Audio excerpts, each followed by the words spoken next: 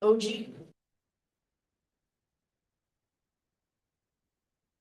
I would like to call this meeting of the Narragansett Regional School District School Committee to order. Everyone, please rise for the pledge. I pledge allegiance to the flag of the United States of America and to the republic for which it stands, one nation under God, indivisible, with liberty and justice for all. As a reminder, this meeting is being live streamed and recorded.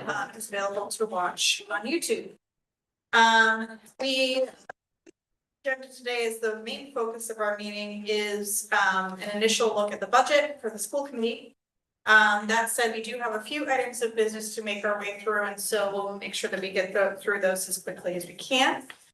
Starting with minutes, I would entertain a motion to approve the meeting minutes of January 16, 2025 as written.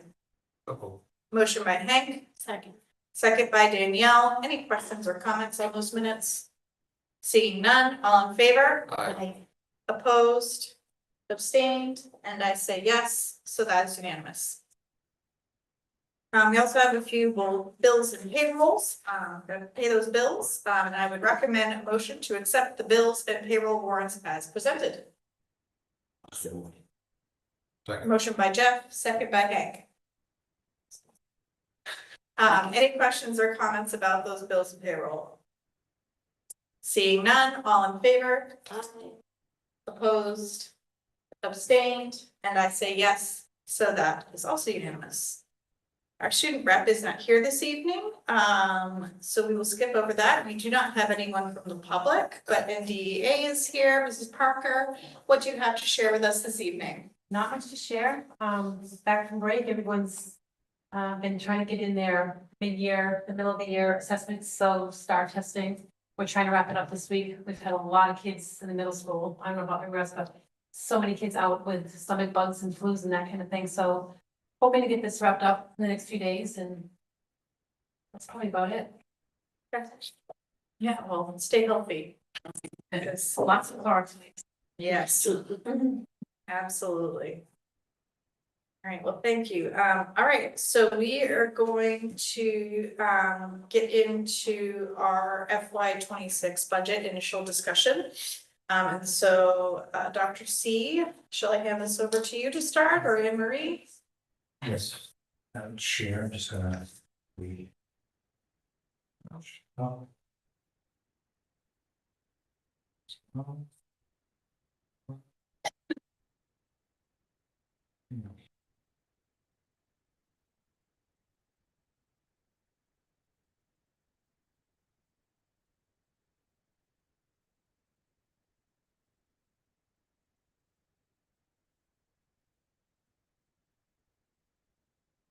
Oh, sorry, I'm looking for a vision. So, okay. So last week, the last 10 days, we received our chapter 70 preliminary. Everything's always preliminary, of course, until it's not. And with the state of, with our state, Massachusetts, sometimes our budget is never approved until like the first or second week of July, which is a point of contention with a lot of us. But what we do have are at least the beginning, the numbers in order to move forward. And this, is obviously the time of year in which we start to project what the budget will, what the district will need in terms of a budget. So this will be a pared down version, quite frankly, just because this is just what we have right now. But as we, of course, move down the road in terms of the months, and we'll be expanding the information that we share. So chapter 70, which is how we are funded, it is student enrolled, or at least foundationally student driven. And 3 out of the last 4 years, we have been not held harmless, which means that we have increased the number of students that we have in our district. Now, again, we won't go into all of it right now, but there is a distinct difference between the foundation enrollment and, of course, our enroll the students who are actually in the in the building every single day. But we, the state drives the money that we receive by the number of students. So last year, we were -8. We had 8 fewer students than we did the year before, which put us in the held harmless category, in which we received the state minimum. And I believe in the end, it was $110 per student. It was roughly a little over $100,000. Right.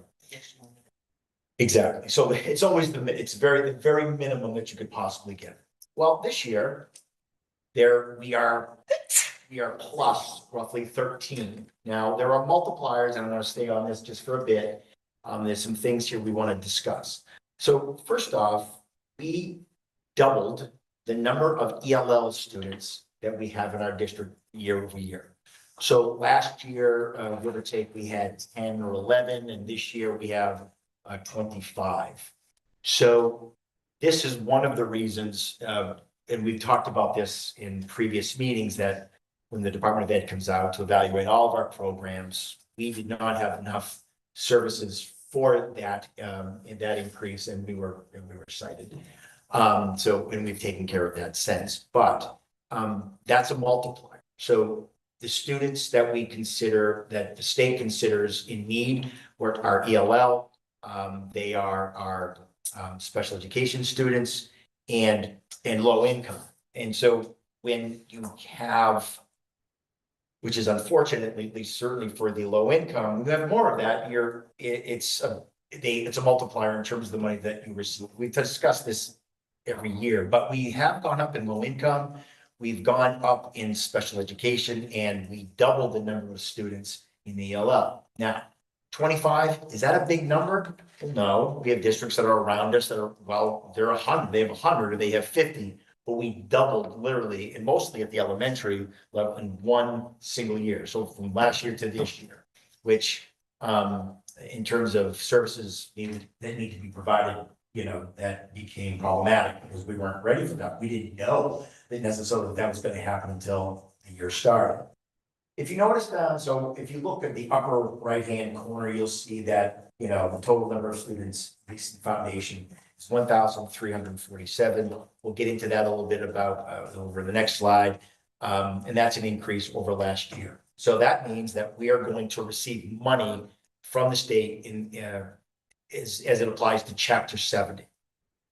In the lower left-hand corner, you're going to see another circle, and we were looking over our last PowerPoint from last year, and we had just missed, again, this is a great thing, it is what it is, but we were, I don't know, maybe 0.8, 0.9 shy of being a level 8 in terms of low income. Well, we have surpassed that, and we are now in a low income group of 8. So that is an increase.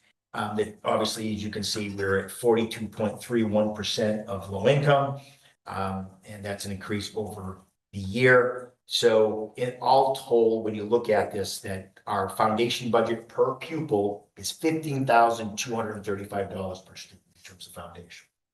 Okay, I'll stop there for a second. Does anybody have any questions about that? No? Okay, so the next slide, which is I think a little bit easier to read. This really kind of gives you your comparison. It's called the summary sheet. When if you want some light reading, if you want to go on and download the spreadsheet for every district. But as you can see that we are, 17. So we increased 17 students in terms of foundation enrollment. And once that happens, you're going to see these numbers tick up, especially in Chapter 78. So you can see when you look across that we are given that increase in the students that they represent, that we realized a $561,748 increase through Chapter 70, and which represents almost a 5% increase in Chapter 78. There's not really much more to say about that, although the foundation budget, of course, increases. And what also happens is that you see that the required district contribution also increases because, again, I'm going to keep going back to the fact that it is student driven. So as more students come into the district or the town, it makes sense, and I use quotes for that, but it does make sense that you're going to see your minimum local contribution or required district contribution increase. You.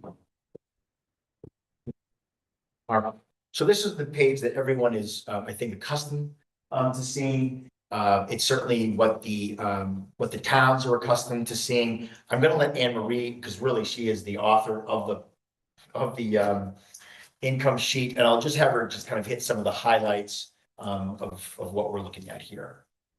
So as he explained, you can see the chapter 70 increased this year for FY 26 over FY 25, $561,748. They're anticipating our charter school reimbursement to go up. I think that equates to like one more kid now attends. Our transportation is down. That's a number based on 80%.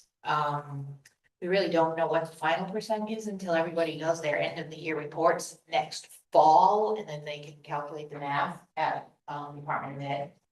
E&D, you'll notice that I increased it by 45,000.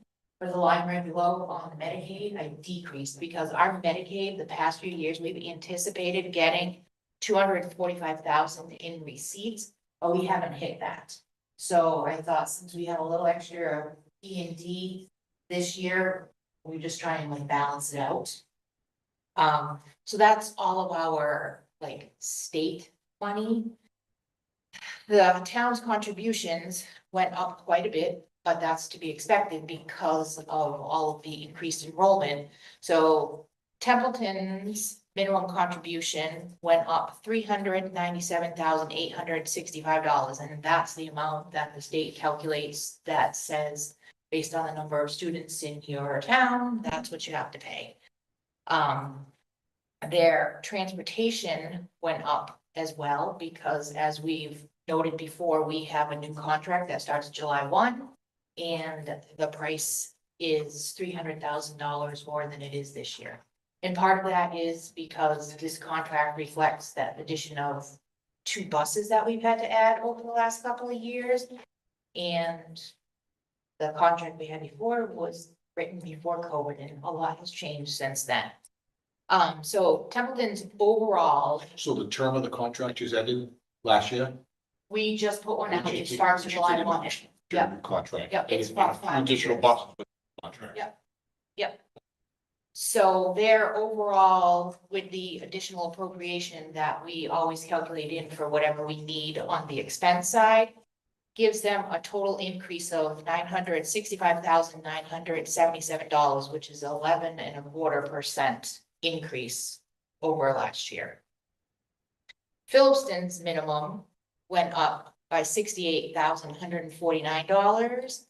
And again, their transportation has gone up. Their numbers are significant to them, but compared to Templeton, it's quite a bit smaller, but it's still an increase over what they're used to by $165,894, and that gives them a total overall increase of 8.14%. And it doesn't show on this sheet, but we take these expenses and divide them up based on the per pupil for residents. And Phillipston's residents drop below 15%. We've been hovering, we usually go 8.515, 8.614, back and forth. And this year, Phillipston hovered, fell right below 15, so they're at 14.89% of the population of residents. And Templeton's went up to like just over 85, I think it's 85.11. So that shift in students also affects these numbers between the two towns. So our overall budget increase for the general fund is we're asking for $1,686,978, which equates to almost a 7% increase for us. Our school choice numbers, as we have been talking about, that revenue, the cherry sheets estimate that it's going down 144,000 over last year. And grants and revolving funds are up 499,000, but those are estimates. It's not in stone. It really depends on how we close out this year and what grants are available next year for us to apply for. So, here are the details, right? Here are the numbers. They're very high, obviously, but we'll get into kind of the forecasting of this here in a few minutes, but some of the important numbers, they're all important, mind you. But the school choice number is something that we're gonna harp on just a little bit here in a few minutes. So the challenges that we, are facing, and I gotta tell you, increased enrollment, I always hate to say that as a challenge, because want to move here, they want to go to school here, those are good things. But the fact is that with increased enrollment, there's an increased need, and what is need, well, it's a lot of them. But the increases, of course, curriculum costs, more buses are needed, we talked about that, more space is needed. Again, I make sure that we're not, the sky is falling, we're full, we're comfortable, how would I put that, we're not sitting on heaters and stuff like that, like we did, back in the day, but we are, it's really starting to get to the point where just don't have any other quote unquote swing space or no, kind of things that we can kind of do differently in terms of space. Increased staffing. Someone asked me point blank, well, where, you say increased staffing, but for what? Well, for a lot of things, but mostly it's to support our special needs students and our ELL students and some of those specialty populations that we talk about when we're talking about the multipliers. Because they are quote unquote protected classes and they have conditions, right? In order for that we need to meet, whether it be an IEP, whether it be an ELL, et cetera, et cetera, et cetera. So there are some things that are just kind of built into some of those costs, and the state is trying to, they recognize that, and that's what the multiplier, talks about. But the increased need for specialized services and transportation, of course, and this is, we say this every year, every district says this every year. But it's becoming a serious need, and we talked about the level and the need and the numbers of special needs students that are coming into our district or are here. Okay, and that we must provide those type of accommodations or modifications. The hard to fill positions, we've had to increase contracted services, mostly around the areas of, again, special needs services, speech, special education, etc.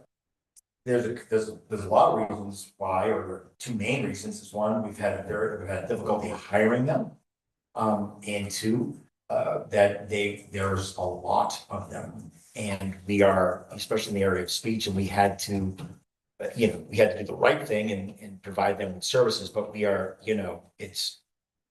seen this type of increase, I don't think, in a very long time. And of course, sped transportation, if they're being, if they're outplaced, et cetera.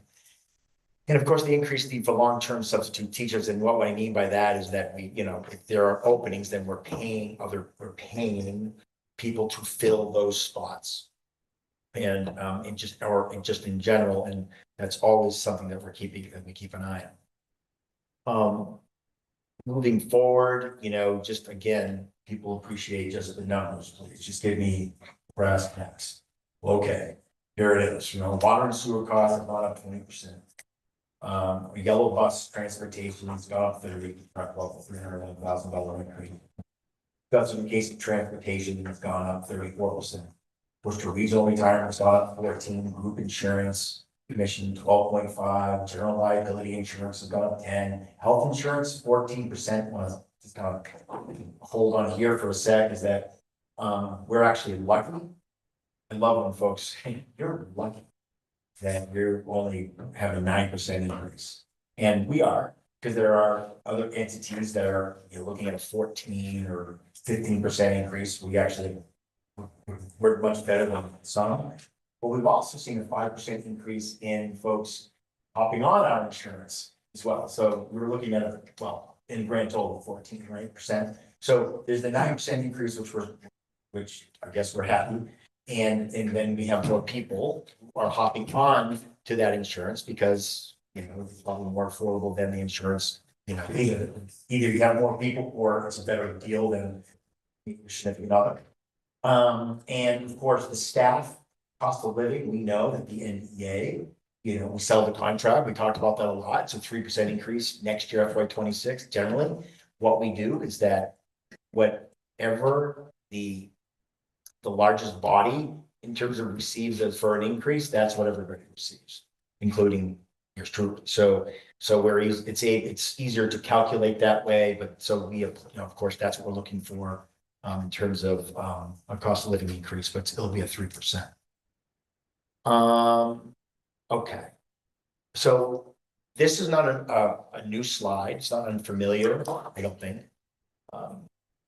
Every so often I take some years off the top. So in other words, because it gets too large, right? It gets too big. You go back all the way to FY 20, it just becomes too big. But so just as a reminder or a refresher, what the plan has been is not to replace the number of school choice students who leave. Right, and mostly it's through graduation. So if you remember, I would always say if we lost 20 to a graduating class across the district, we try to replace the 20 and then look at how many kids who were school choice here in the first place went to Monty Tech went to Monty Tech and then their towns, we pay for that. But we try to replace both of those kind of those main areas of kiddos who would move on and not be, considered school choice. We've stopped that process a long time ago. Given that we were at first, there was this idea that there was overcrowding and we had cut teachers way back. But ultimately the plan should have worked, really should have, right? What happens is you don't take as many school choice students, that number goes down. It was according to the trend report that we actually got for this district, because we built a new school, that was projected to trend down as well. And it would have looked like two lines, heading down, but it would have been a controlled fall, so to speak. That has not happened at all. So as we do not replace the number of school choice students leaving the district, we have more than doubled the number of residents who have moved in. So again, these are numbers that are again, they're concrete. They exist, can be, that looked at, research. We are plus 185 since FY3. We have reduced the number of school choice students in that time frame, and granted, I keep going back by 7, right? Well, obviously, we're not able to reduce. We're more than doubling the number of residents. It should, again. So I used to have a slide that the foundation looks like this, and the enrollment almost look like this a little bit, but now they're both trending. They're both trending.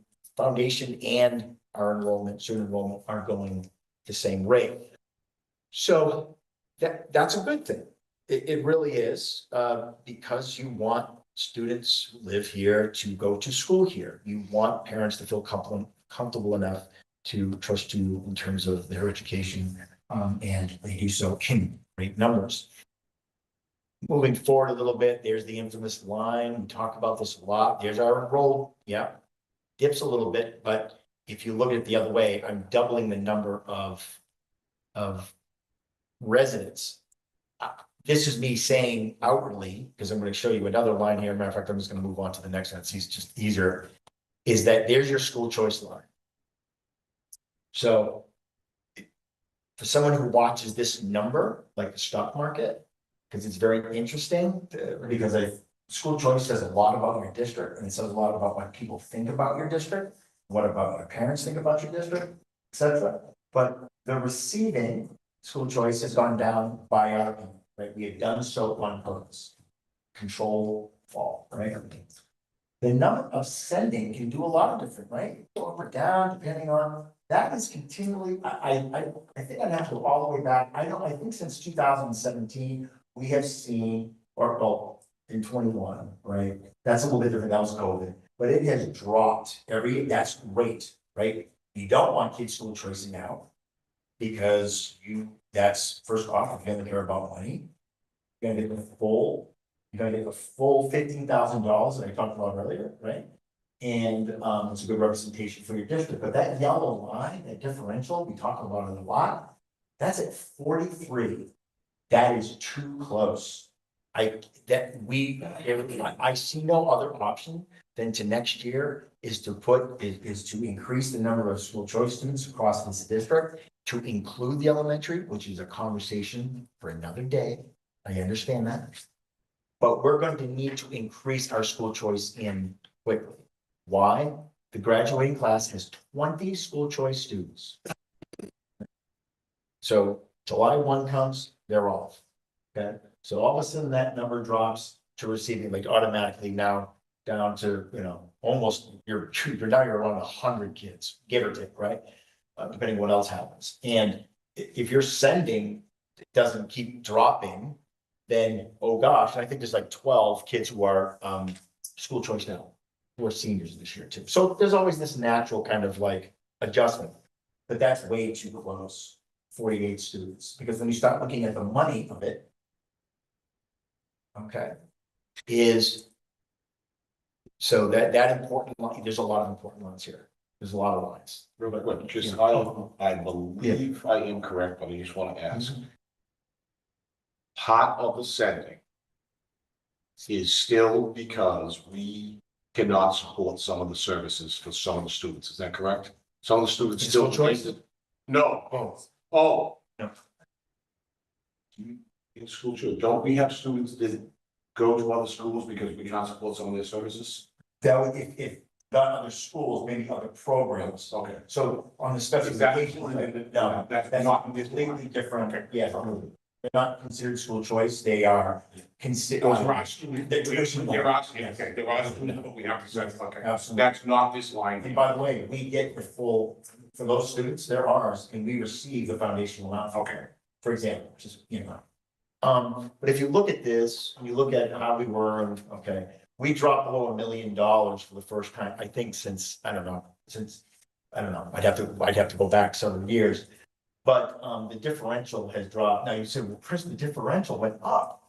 How can that, you made money and you dropped all these kids. Well, look, it really does when the difference in terms of sending and receiving, there's what they call a sped increment, and sometimes students who are school choice in or out, they receive what's called a sped increment because they receive services. So, but the dollars themselves, though, the important line is the yellow line, that receiving, because we have 9 teachers that are dedicated or come out of school choice revolving.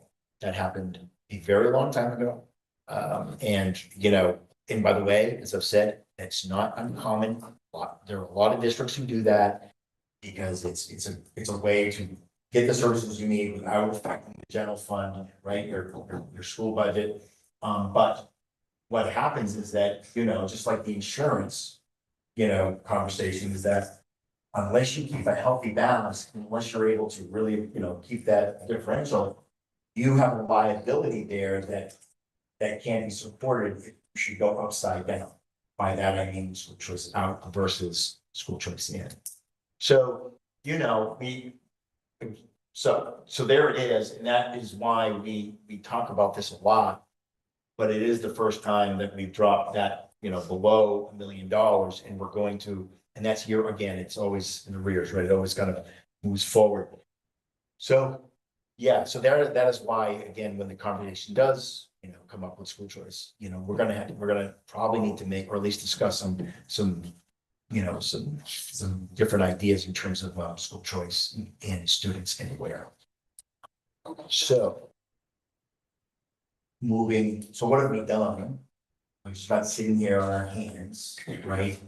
I am recommending, although I fear that this is, it's one of these situations where, I'm gonna have to add another one if I get an influx of students, whatever happened a couple years ago, but we are recommending a level of service in terms of what we've created so far.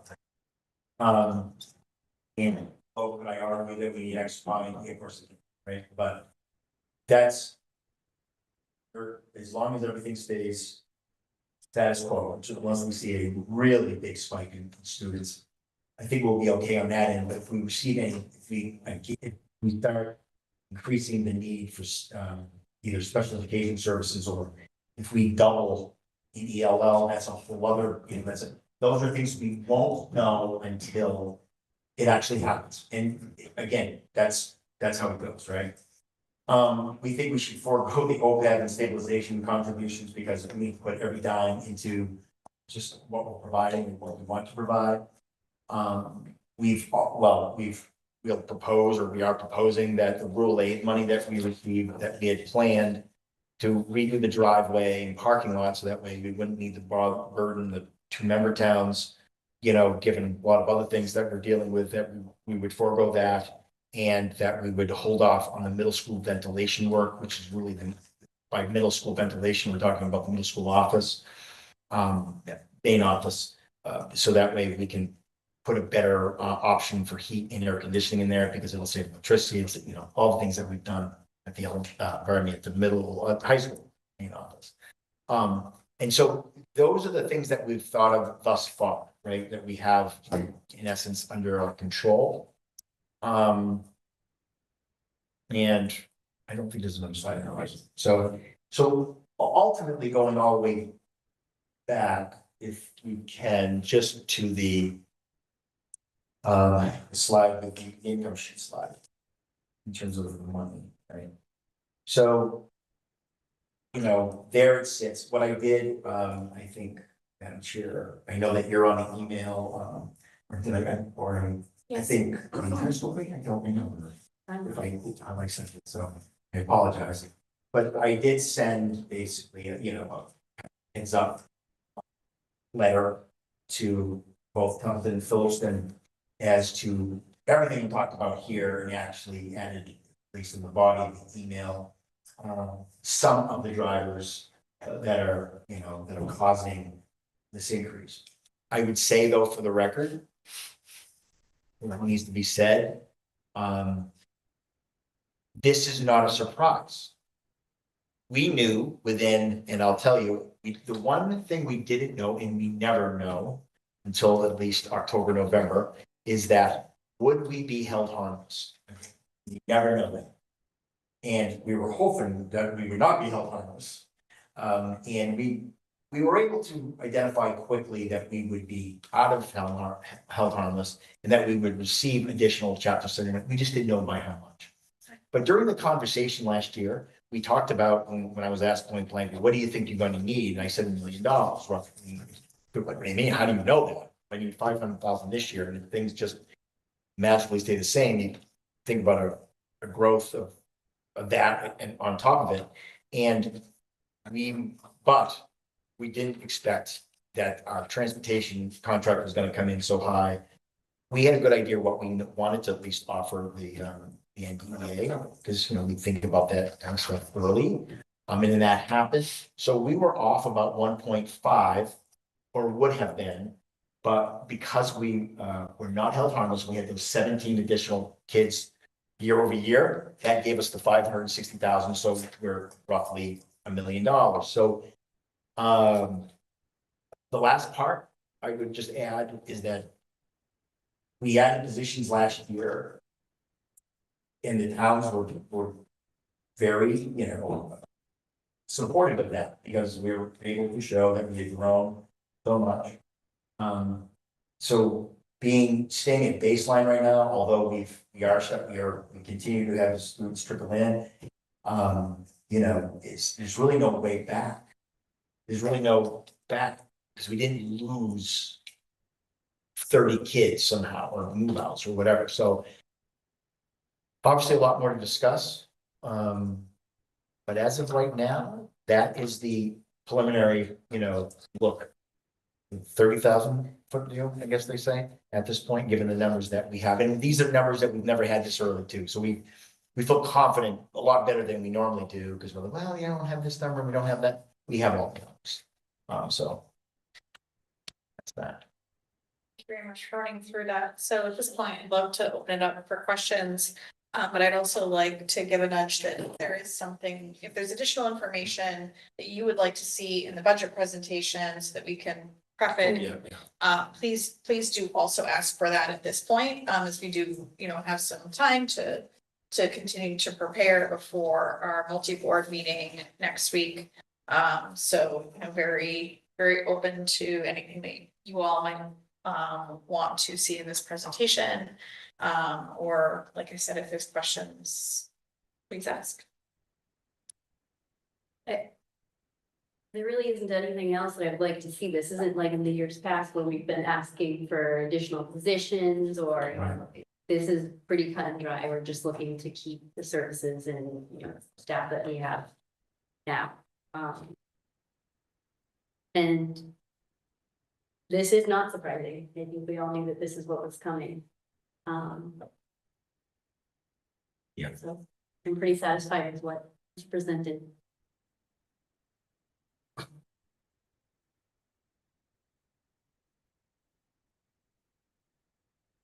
One of the things that we looked at last year is, whether or not we're continuing to see growth in the towns, and I think we also have the intention to look at it this year. And the reason that I bring that up is because, yes, that this is what we're asking for this year, but I think the ongoing trajectory is still in growth mode. Or that's what I'm suspecting based on the houses I see being built, even just the number of students we've continued to see come in over the course of this year that are not yet represented in these numbers. So I think that we're still planning on including some pieces to that I've effect. reached out to both towns. Templeton is working on it. I haven't heard from Phillipston, to get me the numbers of building permits for new houses. Okay. Yeah, I just know that that was a really interesting piece of information, and I know that neither of those include the condo housing or apartment housing. I'm sorry, I don't know which word term to Yes, use. the elementary school project. Yes, the former elementary school project, yeah. I would, to be perfectly honest, I would hope that those would be, that's information and that the town, both towns are actively locating and putting in their own presentations, because that is something that they need to worry about across all of the town departments. I know last year we sort of took that on as our role to educate the public, but that is something that the town needs to be including in their conversations that they're having. Yeah. Agreed. Any other questions or comments? I mean, I would just vocalize that, I know last year, there were some efforts made to get to a certain lower budget point, which we were successfully able to do. Also a lot of vocalized caution around the fact that, that these needs would still exist. And while I'm happy to, well, I want what's best for all of our towns, and I want what's best for not only the school, but also for fire, for police, for those safety services, and also for community services as well. So these are all things that we're taking into consideration, so we don't lean into level service lightly. Certainly there are lots of thoughts and, discussions around what we need to do what's right for our towns. And then we have to come back to what's right for the kids. And what's right for the kids is not to cut back on any services, any teaching staff, and as a matter of fact, even the state is coming in and saying, you have to service the population that you have, which is why we need to add that ELL position at the elementary school. So, I really want, I want folks to understand that we know, if things feel tight, wallets feel tight. And yet, this is the budget that we need in order to continue to educate kids at the quality standard that we. And so this is, we certainly would love to hear more from the public. I definitely think there's going to be further conversation about school choice as well. But we'd love to engage with you or hear from you about what's important to you as far as what's funded in your towns. And I think Madam Chair, that the other part is that we're not, no, we don't know, for example, where we'll be sitting in terms of, federal grants being froze. You know, for us, it's that would be Title I. The, you know, chapter, yeah, the IDEA grant, thank you. So again, not to cast a, a pall or, already kind of just, disappointing budget presentations that there very well could be some changes, moving forward, but right now, we're not focusing on that at all, because there's really no way to do that. Like if someone said, well, what would you do if they cut Taiwan? Well, we wouldn't have Taiwan. I mean, I hate to say it that way, but there's no other mechanism, I don't think, for any town, quite frankly. Like, there are some of these grant, that, opportunities that are very specific.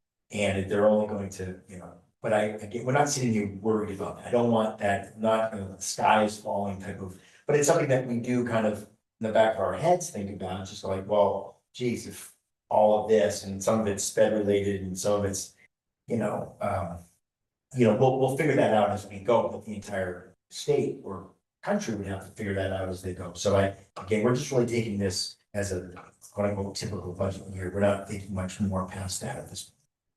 No, and I think that's good to bring up because it shows, yes, we're paying attention to what's happening in our state, in our country, et cetera, when it comes to budgets and,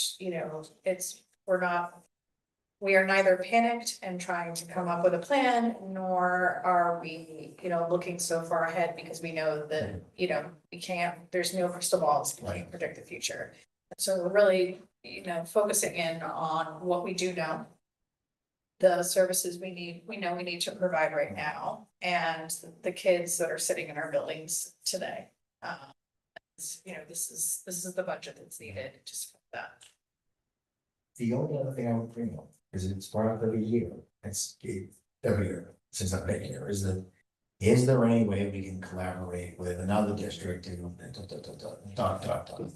And so the answer to that is yes.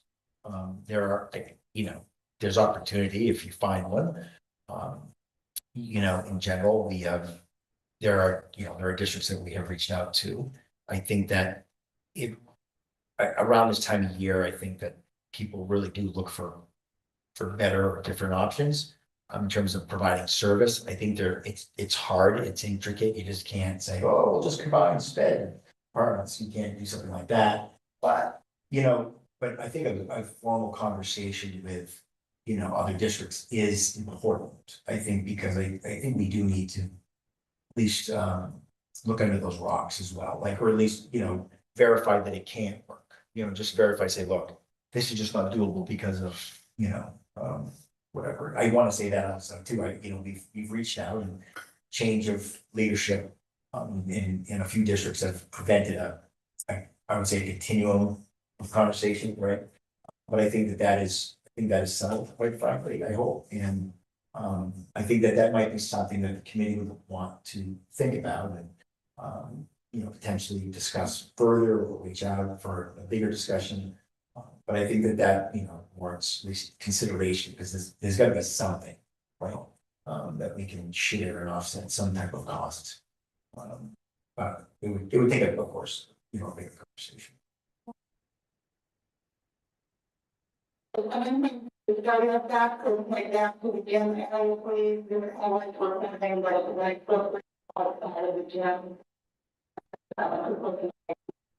Thank you. Back to our regularly scheduled programming. So if anyone knows the database notes, please. Any other questions, comments? Requests? Yeah.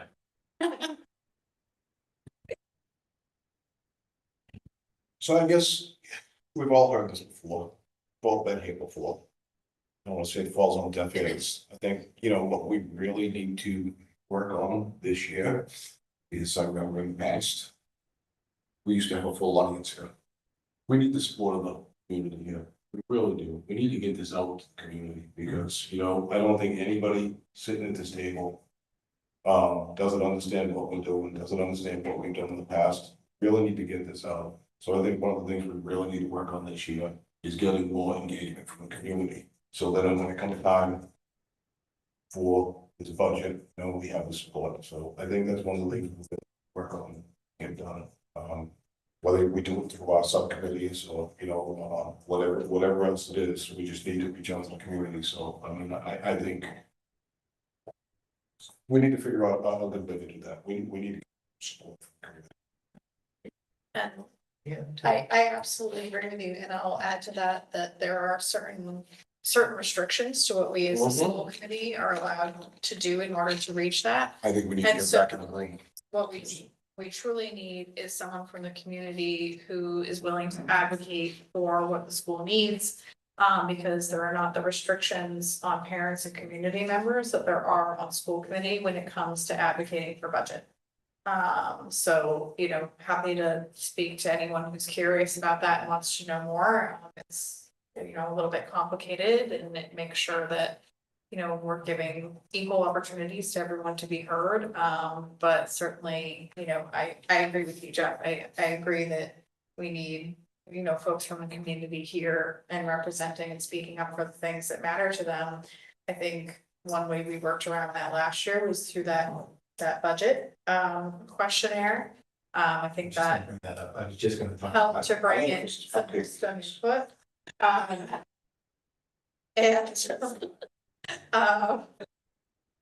but yeah, I mean, curious to hear what you would add. Well, I would say that when we put the survey out last year, it was very well, you know, received. We had 340 some odd responses. You know, we talked a lot about this last year, is that, you know, these surveys really kind of span time. It's not like you do one every single year, because it takes time to kind of, you know, see, you know, the difference. But, you know, want to go through the fact that, you know, teacher-student ratio and staff compensation, and you know, it's, you know, we've addressed that. Now, whether or not it's to anyone's complete and total satisfaction, that's hard to know. But I think in those two areas that we've made, you know, steps forward. I would also say this, just about, you know, the towns. You know, last year we went to them and we provided them the information. I think we did a lot better job providing them the information that they needed to see, and they supported 6 positions last year, and, you know, overall last year.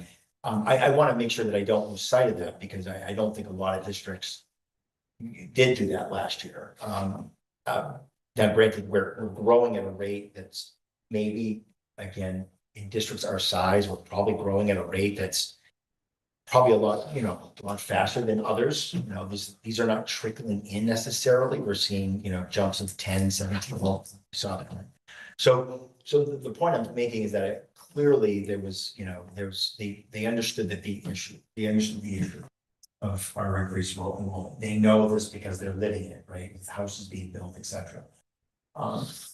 You know, I think that the bigger question is that I don't know that the townsborough alone can handle this growth. Meaning that either something's gonna need to happen at the state level, right? Which, okay, you know, wish upon a star. But, you know, there were questions of, and I have no problem saying this because it was brought up in town meeting last year, that there's a conversation that needs to be had about an override. There's just, if we continue growing, and we just have continued to grow, if we were dropping students at this rate, at the same rate, but they were going, I would expect people to be upset, because we wouldn't be able to support that with the number of students that we either had, but we're 187 over, those are residents, right? These are not, you know, we're not padding with school choice. So I think that I appreciate the effort. I think it's going to be, this is a huge hill at this point. We knew it was coming just because we knew the one number we didn't have was the transportation cost. That went out to bid, but we follow the rules, and that's what came up, you know. So, and by the way, the other districts locally, we started 30%. I think I think it was Ash West are 22%. These, we're not the only one. I think adding buses is one of the bigger issues over the past couple of years. And we have 2 bus routes, folks, that travel 60 miles. I want a day. So what am I? No. No, 30, well, yeah, The yeah. buses that Yeah. go out in Phillipston. I mean, that's all. Some folks will be like, can we do it in 2 buses? But no, because there's, you know, the cost of it. So we're doing what we can. You know what I mean? But we're just, again, we're growing at a rate that we just can't, you know, seem to, you know, keep up with.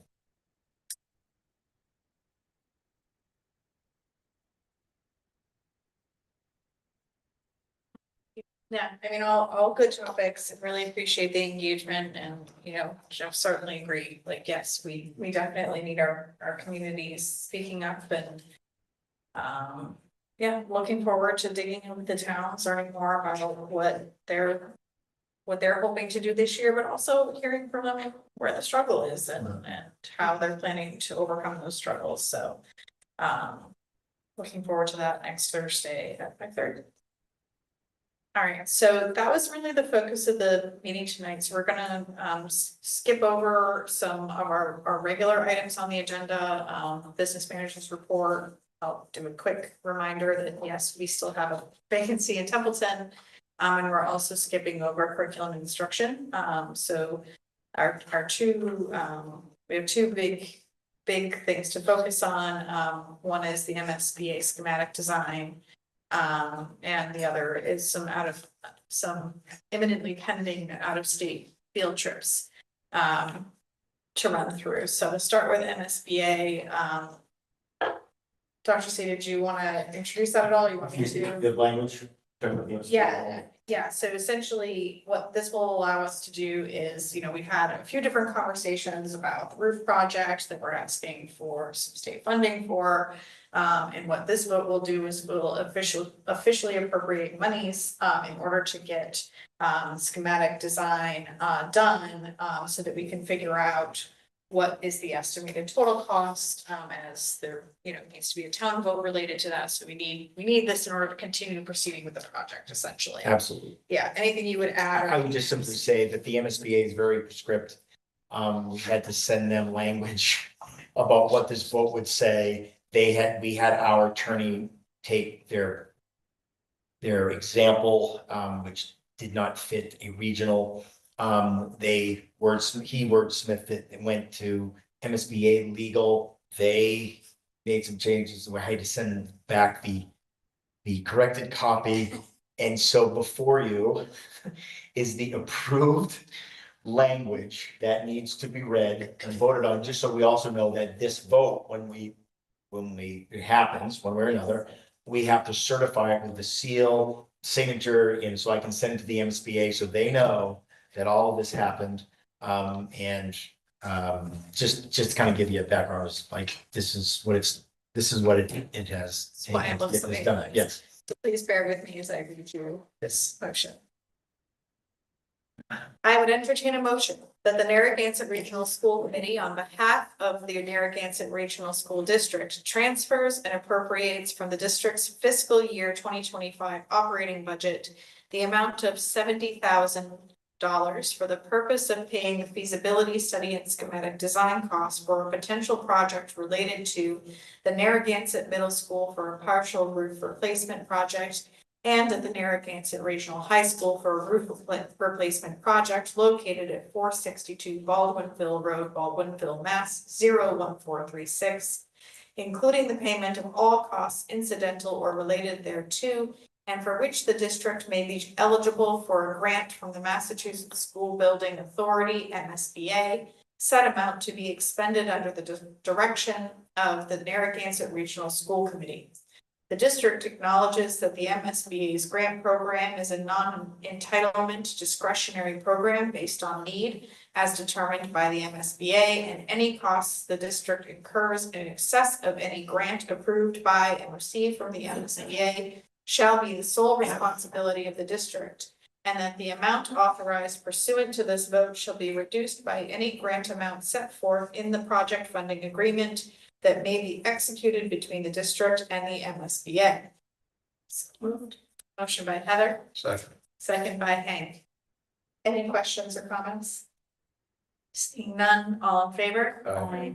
Opposed, abstained, and I say yes, so that's unanimous. Okay, Dr. C, I know there's the out-of-state field trips under yours. Is there any other information you wanted to go through, or should we just skip to that? Let's see if I you know, Yeah, no problem. So we have, so these are all, as I recall, related to, a class that's run at the high school, can you remember? Education. Outdoor education. And so there's a number of different, trips described herein. There's ice climbing in Keene, New Hampshire, that you could do ice climbing in Keene, New Hampshire. More ice climbing in Keene, New Hampshire, but this time on, well, the first was on 2/14, this is on 2/28. And yeah, so both those trips are upcoming. There's a variety of information available as relates to chaperones and transportation description of the project or of the event. So, any questions on those? Nothing says Happy Valentine's Day like planning. Nice. Yes, hopefully. said it 100 times. That was a romantic thing I can think of. You're thinking of a gift, gentlemen. I just wanted to. Seeing no questions, I would entertain a motion to approve the 2 out-of-state field trip requests for the NRHS outdoor education class ice climbing on February 14th, 2025 in Keene, New Hampshire, and again on February 28th, 2025, also in Keene, New Hampshire. Motion by Danielle, second by Heather. Last chance for any questions or comments. Seeing none, all in favor? Aye. Opposed? Abstained, and I say yes. And I believe, since we are skipping, most of our regular business, we don't have any subcommittee reports this time around. And we do not have executive sessions, so I apologize, I just realized in the agenda, I forgot to update the next meeting, but our next meeting is a Thursday, February 6th at 5:30 PM, as noted in the homepage. And that will be, as a reminder, our monthly board meeting. So again, we'll be narrowing our focus on discussions around the budget. We also expect to have representatives from the town of Templeton here, and we're hoping Charlottesville as well. So we look forward to welcoming them here so we can have those discussions. And otherwise, go ahead and entertain a motion to adjourn. Motion by Hank. Second by Heather. All in favor,